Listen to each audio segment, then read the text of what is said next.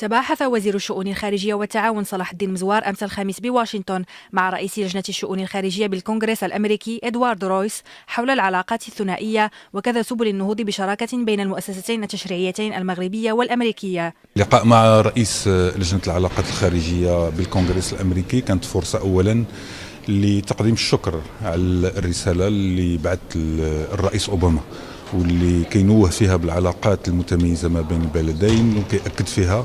على ضرورة الاهتمام الخاص بالزيارة الملكية وبالعلاقة ما بين البلدين. كانت فرصة كذلك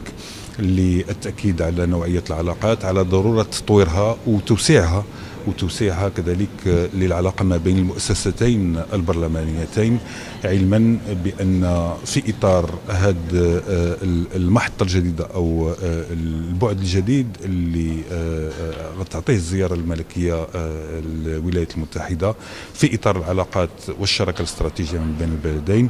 أن المؤسستين كذلك يساهموا في تطوير وتقريب كذلك وجهة النظر والعمل المشترك ما بين البلدين. ووجه مزوار بهذه المناسبة دعوة إلى رئيس لجنة الشؤون الخارجية بالكونغرس الأمريكي من أجل زيارة المغرب والمؤسسة التشريعية المغربية وتطوير علاقات بين المؤسستين، مشيرا في هذا الصدد إلى الدور المهم للبرلمانات في تعزيز هذه العلاقات الجيدة سلفا.